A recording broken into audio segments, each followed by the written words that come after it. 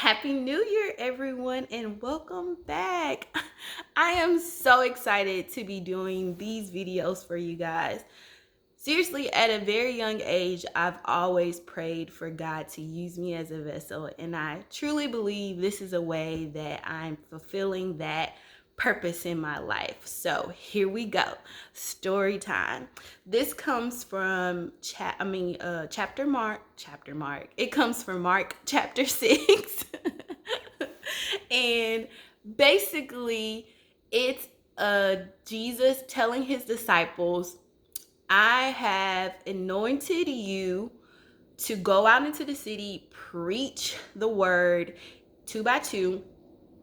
You can cast out demons, you can heal the sick, all that good stuff. But you don't need to take a trout. You don't need to pack any clothes. You don't need any food. You don't need any pocket change. Like, everything will be provided on the way. Oh, and also only stay with people who welcomes you. If you go to anybody's house and they not really feeling you, or they questioning you like why you didn't call before you came and all of that stuff, just leave, dust the haters off, and keep it moving. So then they all go out, they all come back, they like swapping stories like, oh, I did this, oh, you can't believe I did this. And then Jesus is like, okay, now it's time to rest. Like, we need to go to a place of seclusion and rest and kind of withdraw. So this brings me to the current state that I am in right now. And can you believe, at the age of 33 years, I am just now experiencing what resting in your faith truly means. Yes. And let me tell you, I have a backstory for that. It's because of the way I was raised. Yes, I always blame it on how you were raised. But if you don't know, my mother's name is Charlotte Simpson. And my nickname for Charlotte Simpson is always in them streets. And so growing up, we always had to be working towards something, achieving something. Like, I don't remember being at home chilling, watching TV. First of all, we didn't have cable, so it was like 4 channels. So we literally couldn't just chill and watch TV. But anyways, if I was at home and we were watching TV, it was because company was over. But other than that, you were volunteering, you were working on something, you were always doing something. And so coupled with that, of course, you all know that my faith is everything. And I grew up knowing that no one lives a perfect life. You're going to experience trouble. You're going to experience persecution. Like, no one has a stress-free troubled life. So when things like bad things happen to me, I don't get flustered. I don't, be like, why me? It's just like, I was expecting for something to happen, so I deal with that problem and then we move on. Or even in a literal sense, when it's like you're going through a storm, I knew that the storm will eventually be over.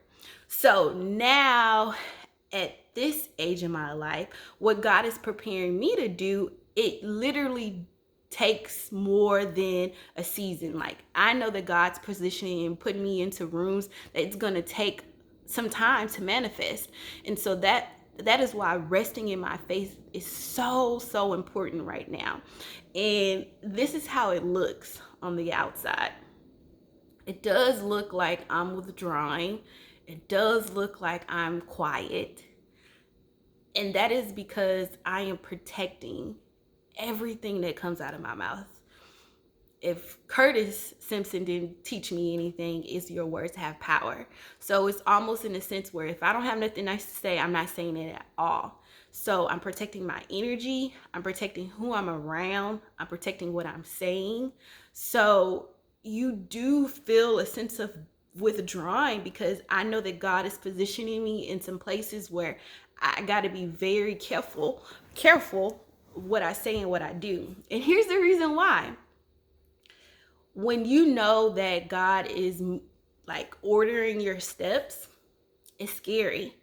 And it takes a lot of faith just to cast down your own doubts, like questioning things, or am I doing the right thing? Am I putting my family in jeopardy? Am I jeopardizing, my son, my husband, everything that we've worked for. So if you're going around telling people everything, you can't cast down your own doubts and their doubts as well, because whatever they say, it now becomes a thought in your life.